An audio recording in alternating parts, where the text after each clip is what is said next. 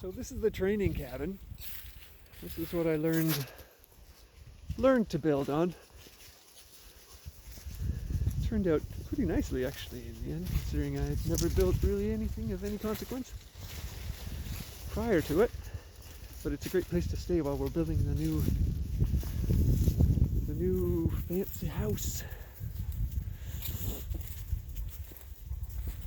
There it is there. You can see it's covered in grapevines now.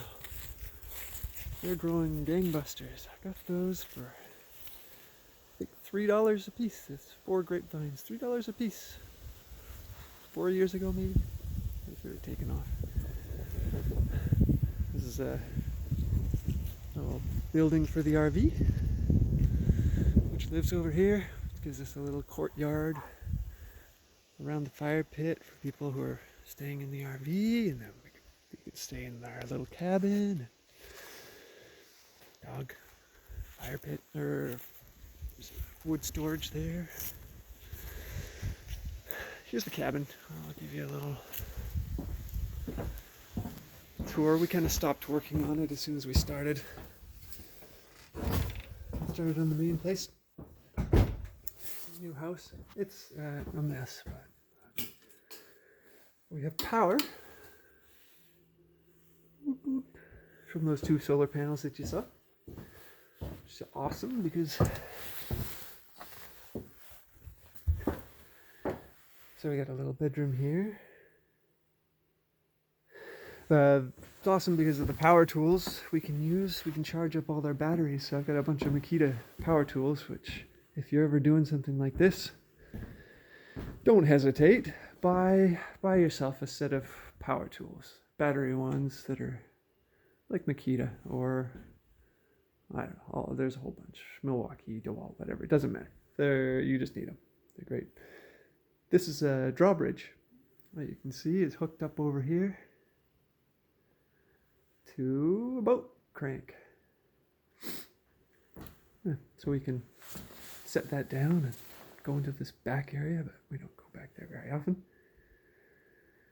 The reason why the wall is sitting out like that is it actually gives a lot more usable space to the room. For one thing, there's some storage that it provides, just like right there. But just the way a human body's shaped, you normally can't really stand right here. There'd normally be a wall, but the human body's shaped kind of outwards with arms and things like that. So you can't actually go that close. But yeah, so just sticking these supports out made quite a bit more space, and it's kind of interesting. It wasn't hard to do. You can see there's an outdoor shower out there. Through together. Here's a little, bucket toilet. We have running water, which I'll get into right now. I turn it off because I'm actually here winterizing, so I'm turning off all the water and getting it all ready for winter. But we have fully running water all the time, no pump necessary because the water supply is on the hill. So that's nice. Yeah, everything in here is totally hodgepodge. The only thing we purchased was lumber for like the plywood and the lumber, but everything else is found. We kind of made a point of it. It's just found or given to us. Yeah. The fridge is solar powered as well. It's all powered by those 2 solar panels. It's fantastic. It's a special solar powered fridge. You can also be a freezer if you change the thermostat. Came as a freezer. We changed the thermostat to make it a fridge, but it's super high efficiency. This is a few grapes here. We got a there's a deep freeze under here. Get these just for batteries, just to protect the batteries a little bit. Put them in a deep freeze. And again, here are the solar panels. We just have these 3 90 to 100 watt ones. Not very much, but it's enough. Got a little pool over there. Got a little trampoline over here that I'll have to dismantle for the winter. And we got these two buses. That's our storage bus there. And that's our guest bus. I'll take you into the guest bus. It's worth seeing.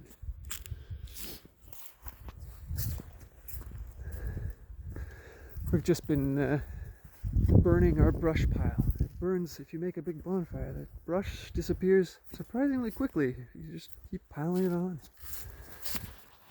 Pretty much matches whatever speed you got going on. So this is our guest bus. I haven't been using it much lately with the pandemic and everything. But we got a bed here. It's kind of being used for storage. And the kids play in here now. The girls. This is this little dining area comes apart, and then you can take these cushions and lay them all flat, and that makes another bed once these two come apart, and then you can just lay the other ones across. This is a wonderfully comfortable couch. A couple of couches from my childhood. My wife's childhood table, and then a nice queen-size bed at the end of the bus. Yeah, so I mean, it's looked better. It has looked better in here than it looks right now. But whatever. It's not at its most tidy, but right now I actually have some time to do a video, and I never have before, so that's what I'm doing.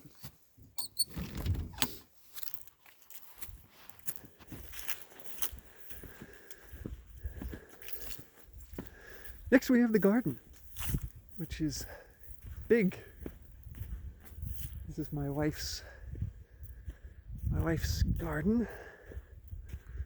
There's a little shed for all the tools and whatnot.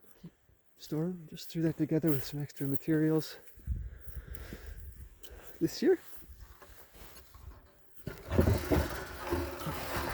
Kind of hodgepodge, as you can see, like everything else is. Now the irrigation system, that's new this year, and it's really nice. We have this main line going down with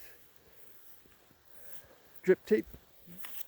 You can see my wife Jody, she's put in all these strawberry plants. And she's used the, I don't know what it's called, blackout lawn fabric to keep out the weeds, and they can still push through, even straight through the lawn fabric, which is kind of crazy, but it goes nuts if you don't. You have to weed it constantly, and we're not always up here.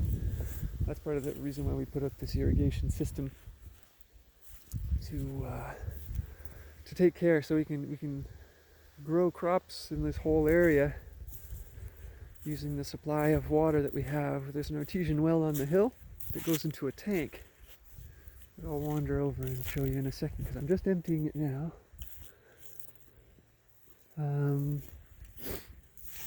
Yeah, so it goes into a tank so that we have constant, steady pressure. And it's actually, I'm trying to empty the tank right now for winter. You can see. Obviously that's not done yet. So a bunch of tomato plants here, blueberries, and then we have some fruit trees growing at the end here. Some garlic growing wild at the end there too.